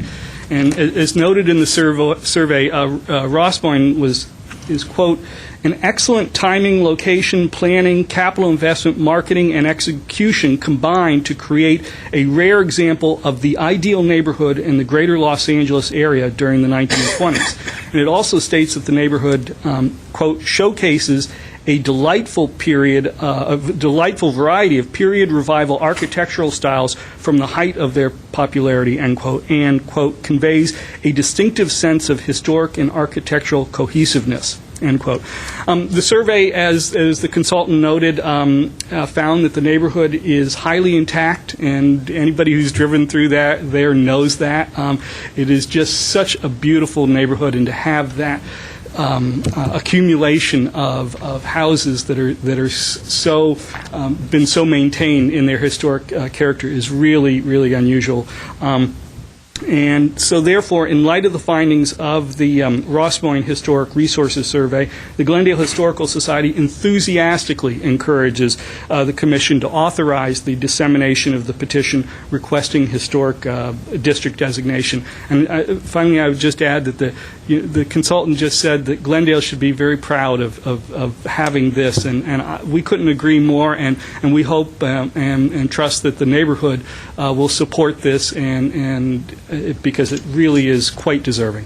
Thank you. Thank you very much. And the next speaker is Harry Zavos. Thank you, Commission. My name is Harry Zavos, and I'm here as Chairman of the Historical Committee of the Ross Moyne Mountain Homeowners Association. And I have very little to add. I just want to underscore something which I'm sure the Commission is aware of, but I also want to underscore it for people that might be watching. This is a very large neighborhood. We're talking about over 500 homes, and we're talking about a neighborhood that got its start, as we've heard, in the early 20s. And it really is a happy happenstance that over that 80 to 90 year period that this neighborhood has been able to retain its feel and character that results from having over 80% of the homes being contributing homes. But that is a matter of happenstance, and it would be a sorry situation, and I don't have to tell the Commission this, but I would like everybody else there to know it would be a sorry situation if we just let trust it to happenstance for it to go forward in the future in the same way. This is a neighborhood where, as you heard, some of the original developers of the neighborhood lived in the neighborhood. They had a vision of the neighborhood. They wanted it to be the very kind of neighborhood that it has become. And it seems to me it's just prudent and would be sorry if we didn't take the steps necessary to ensure that it will continue to be such an aesthetic asset to the city. Thank you very much. We appreciate it, and we appreciate all your hard work getting this organized, and we do want to carry on with having good vision and doing good planning in the future so that we don't have to rely on happenstance anymore. So thank you. I think that's the end of the public hearing, so we could entertain a motion now. Unless there's Commission discussion? Is there any further discussion, Commissioners? Other than it should go forward. Yeah, Yes, okay. that's- Why don't we have a motion then to certify and approve the survey as amended by various tweaks as I would- discussed and previously discussed, so... I would like to make a motion to approve the historic survey as listed and for the authorization and distribution of a petition requesting a historic district. I second. Roll call. Commissioner Morgan? Yes, enthusiastically. Commissioner Tefankian? Yes. And Chairperson Vidor? Yes. Yay. Bravo. Bravo. This is Well done. Treat yourself to some champagne. You deserve it. You do. You're welcome. We need to get our two commissioners back, and then we'll go ahead with the rest of the agenda.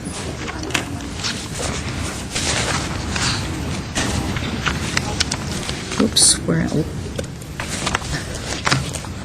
All right, we're on 780. Should be on the way. Okay, From the small room. they're on their way. Must-see TV. They just can't tear themselves away.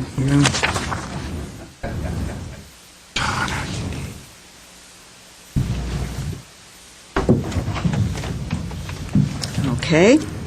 So now we go on to Agenda Item 7B, which is 2440 St. Andrews Drive, the Historic Register nomination and Mills Act application for that property.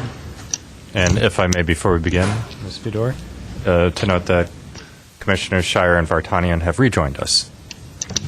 Thank you. Thank you. Welcome Thank you back. for your color commentary. Okay.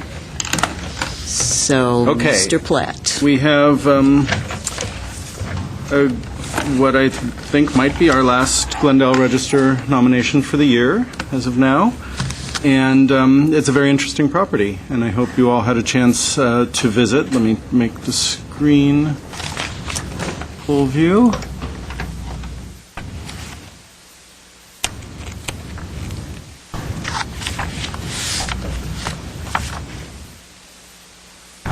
Okay, so 2440 St. Andrews Drive is proposed to be known as the Farrar House after its original owner.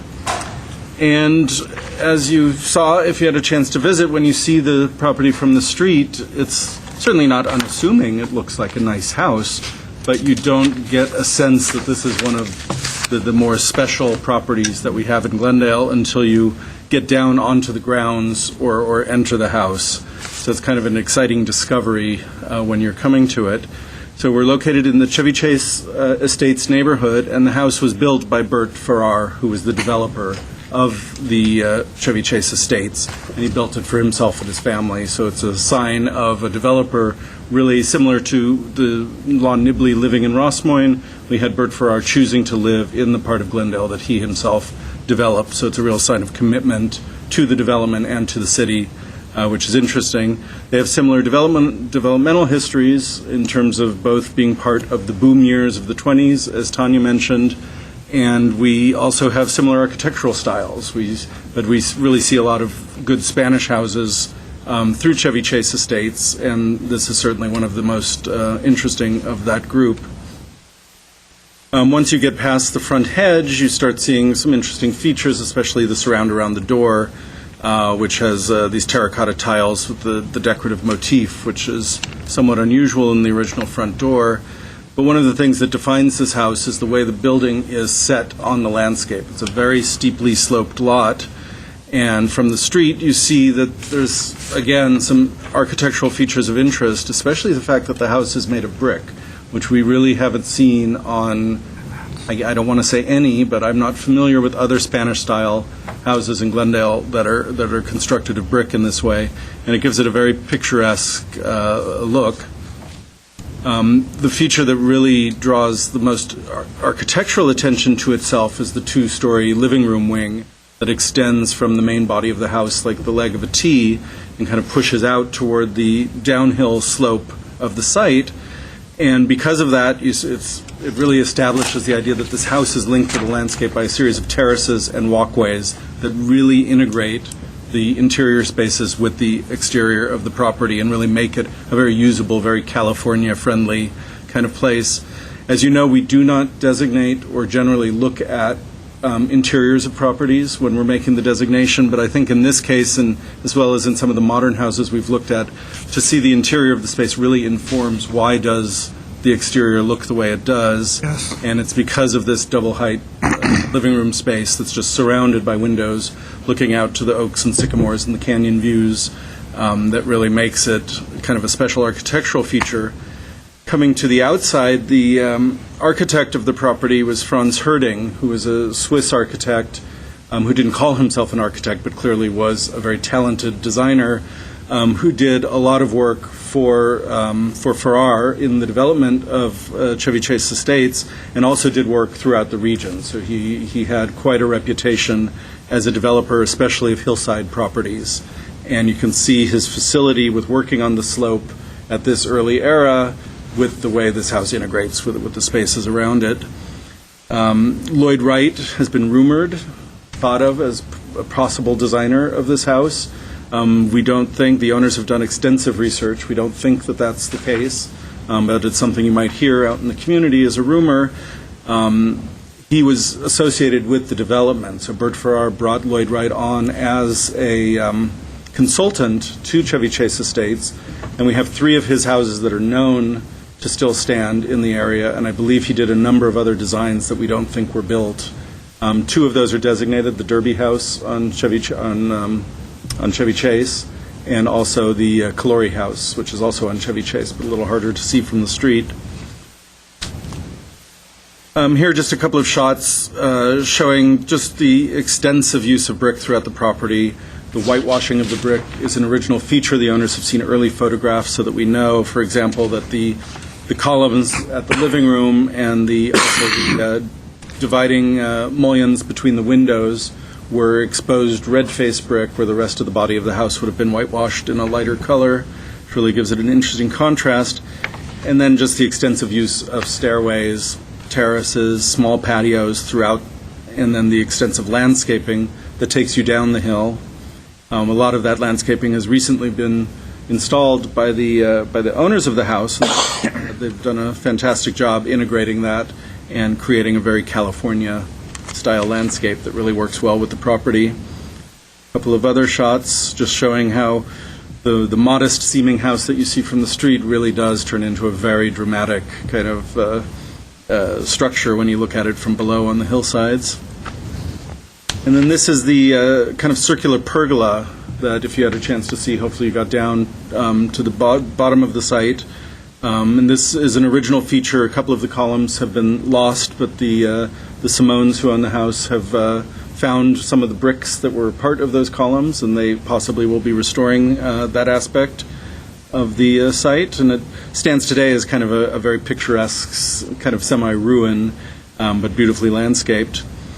There are only 2 features. The house is very much intact. There are 2 features that are both appropriate to the design of the house, but they're just later additions. The garage doors are recent additions, but very well done, high-quality materials. And then this pointed arch that faces out onto one of the terraces was originally an open-air entrance to kind of the maid's quarters, and that's been incorporated into the body of the house with these glass and wood doors that infill the arch, but obviously the arch is still intact. So as we were looking at the property and thinking about how it meets the criteria, we thought this was a house that definitely meets 2 of the criteria. Criterion C, which is our people criterion, and Bert Farrar is clearly an important developer who did one of the finest residential neighborhoods that we have in Glendale, and is definitely an association that we think merits inclusion on the Glendale Register. And then, as usual, we couldn't make the finding that this is one of the best properties in its neighborhood, even though probably in all of our heads we think, well, it certainly seems like it would be, but we don't have a survey, and we don't know exactly what's out there, so we just don't want to go out on a limb and say that.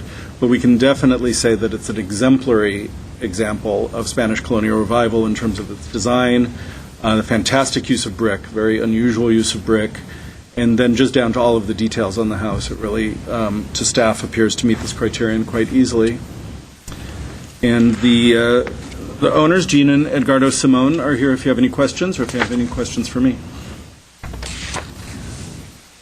Does anybody have any questions? I have a question about, didn't we have, as part of the people significance, Franz Herding also? as well as Farrar? Yeah, there wasn't enough information. The information in the designation report, the application, covered Franz Herding and some of his work outside of Glendale. Personally, I would think we would need to know more about what he did, what his work on the ground in Chevy Chase Estates or possibly somewhere else in Glendale before we can make that connection. Or the report would have had to include photographs of some of his other developments so that we could really place him in a broader context so we could understand his work. I think it's clear he's definitely an architect of real interest, and it's something that if we ever found more about, if the Simones wanted to add that to the nomination, they could certainly ask us to do that, and we'd consider it, and I'm sure do it. And it would also influence, if there were historic districts proposed in the neighborhood, we'd certainly want to know more about his work in Chevy Chase Canyon. Right. But as of now, I didn't think there was quite enough to make the connection. And are the brick columns around the pergola area, are those part of the proposed designation? Yeah, the entire site down all through, property line to property line is part of the designation. Right. Those are the only questions I had. Well, I have a question on criterion E. The fact that when you see the pictures when it was originally built, the landscape, the hillside is basically bare. There's basically cypress going up there. At the time, going up Chevy Chase Canyon, this house must have stood out like nothing else out there as far as homes go. I know since that time the oaks have grown up and it's kind of hidden when you're coming up Chevy Chase Canyon. But I see it as being it's a unique location or contains a singular physical characteristic representing an established and familiar visual feature of a neighborhood. You couldn't miss this piece of property. I mean, if we were designating it in 1925. Yeah, I know. That's the one possibly. sad part, but I did want to put that out there. No, what's really interesting about Farrar's vision for the neighborhood was that he, from the beginning, wanted to incorporate the native trees as much as possible. You had this canyon that was named after the trees originally, and he really wanted to make sure that those were part of the kind of environment for everyone. But at this point, when you see the house from the street, you can't. It's really, it doesn't reveal itself until you get inside, so it's hard to make that finding, I think. Anyone else? Okay. Did you want to say anything, Mr. and Mrs. Simone? Come on up. Come on up and talk. The public should see you so they know who you are. You live here.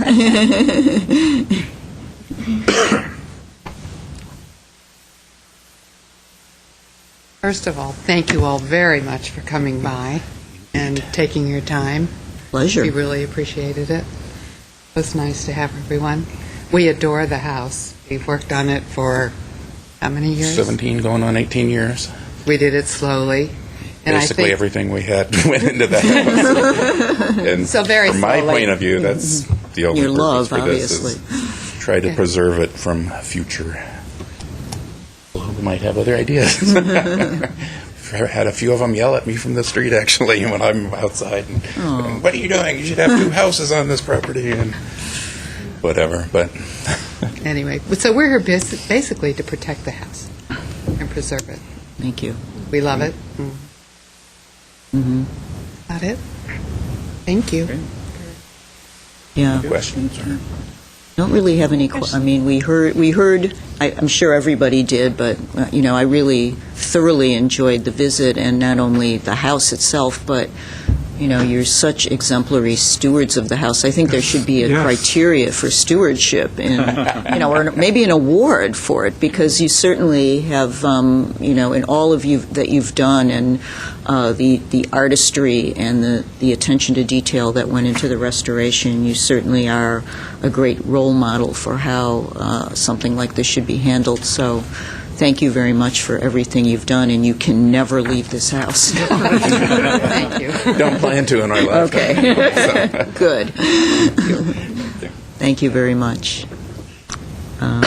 Public hearing is closed off, and unless anybody has any discussion points, we'll go right to the motion. Well, I'd just like to say a Say few something. things. Go ahead, please. For one, it was just a real treat to get to tour your home. I think the architect did a phenomenal job with this hillside property, which are always challenging properties.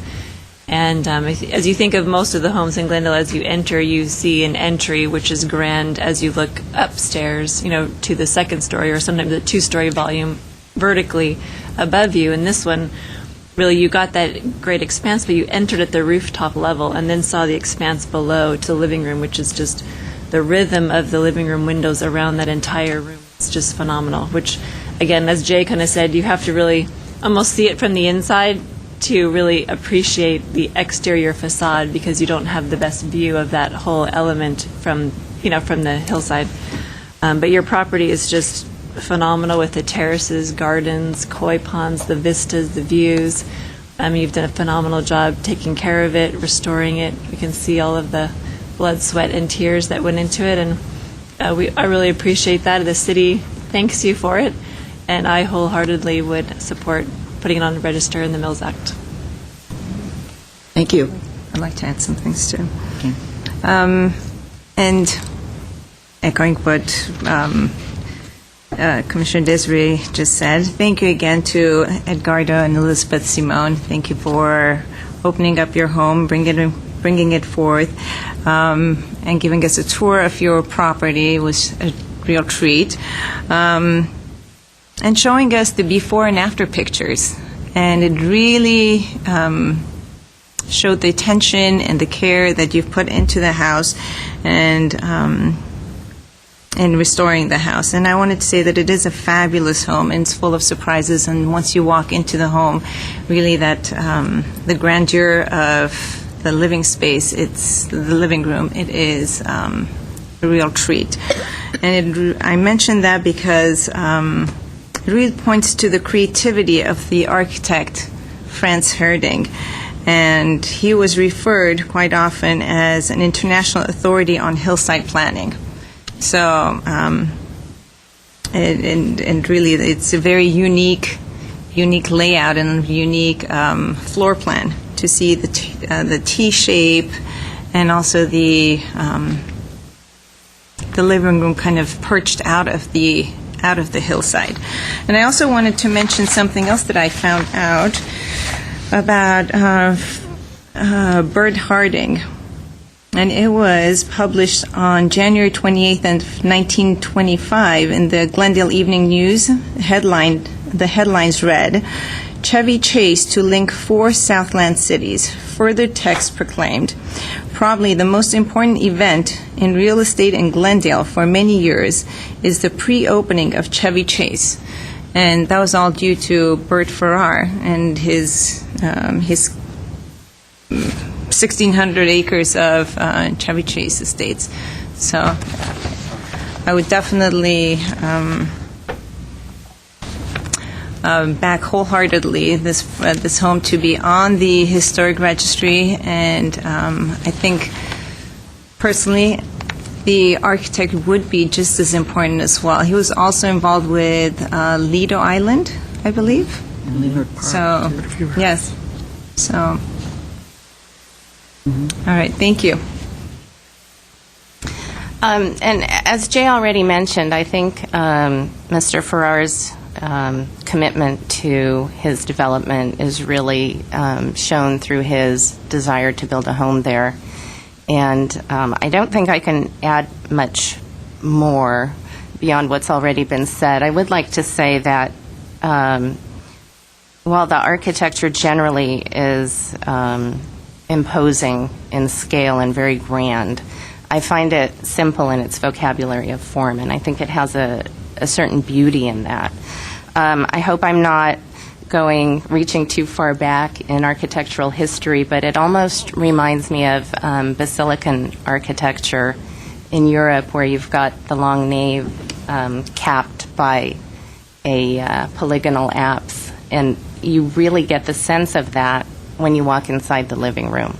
So again, the exterior is grand from the courtyard, and you really get that sense of grandiosity, but it's not until you get into the space behind, and I think we know what we're talking about, but we have the slide with the white walls and the columns Or the interior, yeah. From the outside, again, it's it's very grand. It's simple. You have the two-level French doors and those beautiful columns in between, but it's once you get inside where you really get the sense of the grandeur of it. So, and like I think you heard or was discussed about Ross Moines, I think in the 1920s, Glendale was the car capital of the world. And so it made sense to be establishing a development like this, or it made it possible to establish an overall development like this in Chevy Chase Canyon, where people could access it with their cars. And I also appreciated that, we have a grand home like this in the neighborhood, but there were also, I think a lot of the lots were available for $950. So I think Farrar put a lot of money into his home. I think it was built at a price of about $21,000 when the average home was probably built for about $4,000. So I think that really speaks to the quality as well. So I definitely enthusiastically support the designation. Are we going to discuss the Mills Act separately, or are we... I was just going to raise it, but if you want to... No, how are we going to... what we're doing per the Commission's decision several hearings ago, we're going to hold Mills Act contracts from this year to the new standards that the Commission has proposed, which we expect, we keep pushing this back, but we expect it will go to Council sometime in the first couple of months of 2012. The idea would be that we will give the owners 1 year, whether it's through December 2012, or perhaps we'll have that shift, and we'll bring that back to you so we can make a final decision once we have the dates firmly established. But this would be a year to bring us the materials that we're asking all future Mills Act applicants to bring us up front if the Council actually approves this new direction. Those materials would include the building inspector's report, the seismic safety report, whether it's a foundation bolting or some other means of seismic upgrade, the plot plan with the photo key, and then also the 5-year cycle, where we'll be getting the building inspector's report and new photographs on a 5-year cycle. So that would all be built into the Mills Act contract, the way we build in any conditions that you put on the property. And that'll hold not just to the Simone's contract, but to other contracts that we're writing this year. Mm-hmm. Okay. Well, I'd like to just discuss with my fellow commissioners one stipulation of the Mills Act, that maybe we consider the 3 columns to be rebuilt. They have the bricks, and I think it would be neat to kind of finish off that circular area. That yes. might be in the pergola area. Might be something we want to consider. Okay, thank you. Good suggestion. Good suggestion. Are we ready to entertain a motion to on the landmark designation? Anybody I didn't prepare a motion for you, but you have the 2 criteria up here, if you just want to indicate that it meets, that you believe it meets the 2 criteria. Okay. Somebody want to take a stab at it? I'll do. Thank you. All right, I move that the Historic Preservation Commission recommends that City Council designate the property at 2440 St. Andrews Drive as a historic resource, add the property to the Glendale Register of Historic Resources, and authorize the city manager to enter into Mills Act contract for the property. And the nomination property appears to meet criterion C for listing on the Glendale Register. Association with Bert Farrar and the development history of Chevy Chase Estates suggests that the property is identified with a person who significantly contributed to the history and development of the city. And as for entry into Mills Act, I think we had... D. Okay. Nominated property appears to meet criterion D also for listing on the Glendale Register, and appears to meet the portion of the criterion D that a property have exemplary architectural design, details, materials, or craftsmanship of a particular period. Thank you very much. Second? And then if there's any condition of the Mills Act tonight, Mills and Act. there's no objection to rebuilding the columns on the pergola? Okay. So we'll And add I think the that. condition would be for rebuilding the columns on the pergola, so finishing that. And then generally, we put a time frame on that. Would you be able to accomplish that by December 2012? Or we could give you another year if you needed? 2012? Okay. Okay. So we have that incorporated as the part of the motion. You got that? Okay. I second. Roll call? Commissioner Morgan? Yes. Commissioner Shire? Yes. Commissioner Tufankian? Yes. Commissioner Bertanya? Yes. And Chairperson Vidor. Yes. Yay. Thank you. Okay. Let's move on now to Agenda Item 8. We have some Planning Division updates and informational briefings, starting with the North Glendale Community Plan and Historic Context Statement. Thank you. Okay. Oops. That.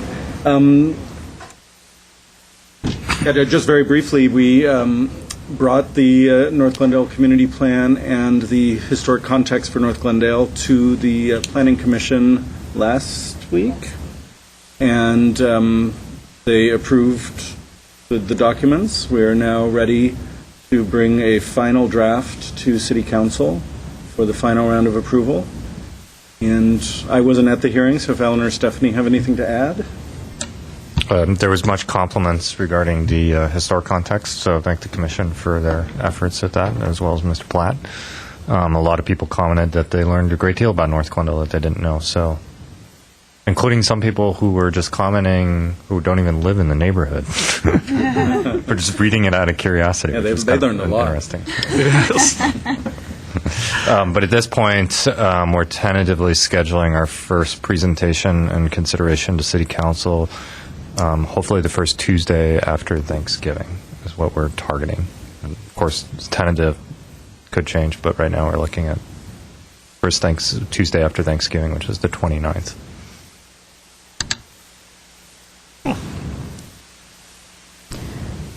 The next item is the update on the possible nomination of city-owned properties to the register. So we had a meeting 2 weeks ago with representatives from the main departments that are in charge of the buildings that we're considering for the register, and no one screamed in horror. There was general interest and support, but they also recognized that there may be specific issues with properties that need to be addressed and discussed before we're going to have final resolution on what the various departments are interested in seeing. There was general agreement that since the city treats these buildings based on their historic status as undesignated but historic properties under CEQA, in a similar way to the way we would treat them as Glendale Register properties, there's really just kind of a ladder. It's more semantics than anything else in terms of putting them on the register, and everyone recognized the value of putting them on the register. But the final list may be somewhat different than the wish list that we presented to everyone. My guess is that most, if not all, of the properties will get on there. So we're waiting to hear back. I've given everyone kind of an idea that we'd love to hear back in the next few weeks. We'd love to have kind of a list of properties that we want to move forward with before the end of the year. So hopefully at the next commission hearing, we should have an item where we can discuss which properties we're interested in. And at that point, we can start figuring out, okay, how are we going to do this in terms of getting nominations and historic research done for the various properties. Cindy Cleary from the libraries knows that they have a lot of information, certainly about the library properties, but also about some of the other properties. We may get volunteers from the community to help us. We may bring in some interns to help us. We're not sure how we would do it. Commissioners themselves might be interested in helping write a nomination, which could be kind of a fun process for you. So that will be resolved. But the good news is that there was general interest in this, and everyone recognized the value of doing this. Anyone?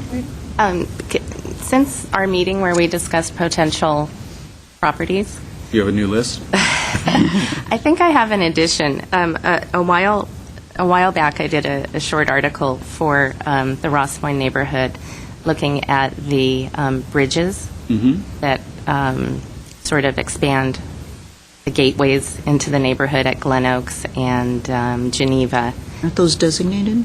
Yeah, those are designated. They are Yeah, designated? the three Virendale Trust Yeah, the bridges are Virendale We have Trust four are designated designated. bridges, the Virendale trusses, and then the, can't remember, what street has the... Concord? No. Concord Bridge, I think, is the non-Virendale. Well, I'm happy to hear that, because I didn't really find it on the list, so... They're older They're there. nominations, so... Great. Cool. Thank you. I've been wanting to celebrate those bridges for some time, so Do you see hopefully the power we'll... you have? Your wishes are command. It's done. Lorna, speak and it gets done. Thank you. Okay. Yeah, we would- Good choice, obviously. Anyone else have any comments or questions? So for the next meeting, would it be possible to have maybe a look at the list as well as where there is already data, for instance, this building, the Municipal Services Building, has already been surveyed because of the changes that were made, so there's good data available, and maybe in terms of recruiting volunteers to help with future activities, if we knew what we already had, that might encourage the community to come out and help, and it would be great to have something to present that would also inspire, the Historical Society and various interested parties to raise their hands and volunteer, and maybe, showing people what's available might be encouraging, because then it wouldn't be like, oh God, we're starting from scratch with everything. Or the ones where we don't have anything might be more exciting for someone who And really that's right, some people big, might so. want to get going on that, exactly. Yeah, So- I'll do my best to Okay. compile what we have and Fantastic. let you know. Thank you. Okay, we can go on to the last item then, which is talking about rehabilitation of the Glendale Central Library. Turn it over to Alan. Yes, just to give the commission an update, last week, the City Council authorized entering into a contract with Gruen Associates, the same architecture team you just saw for Brand Library, to head up the architecture and engineering team that will be doing renovations for the Glendale Central Library downtown in Central Park. So I just wanted to say that that contract has been authorized at this point. A week later, I'm not sure the contract has actually been signed, so there's absolutely no work yet to sort of look at, but they'll be moving forward. Hopefully we'll have a kickoff meeting sometime before the holidays really get rolling and be able to begin design work on that. But other than that, I can't say that there's an outline for a schedule or expectations or kind of when we would expect to have our first community meetings or any kind of updates to the commission. But we just wanted to let you know that we have entered or are going to be entering into a contract. You'll be hearing more about that project later. But at this point, there's nothing to be seen since we haven't formalized and signed that contract yet. So if there's any questions, I'd be happy to answer them. But And the Central Library is a building, whether it's designated or not, it's on our list, obviously. Whether it's designated or not, it will be treated as a historic resource and will come to you in one way or another as an advisory review, so you can just weigh in on the Commission's opinion. If it were to be designated during this process, which is a possibility, then it would come to you for binding review. Right. Is the same architectural historian being subcontracted to work on the project? no, not in this case. Okay. So I think we're at the end, and I'd like to thank everybody for a great meeting. And it was a really exciting meeting because a lot of exciting things happened today. And so I guess we will see everybody back again in December, because we don't have a meeting scheduled in November. And the commissioners may not have known, but we had a celebrity in the House today who I thought was going to speak about Brand Library, but chose not to. But Dion Neutra, Richard Neutra's son, has a strong interest in Brand Library that I wasn't familiar with until today, and he was here listening in on the presentation. So our idea of broadening our audience horizons is already happening. Well, that's fantastic. It's good to know. So I guess we can now adjourn the meeting until December, and we'll see you all then. Thank you.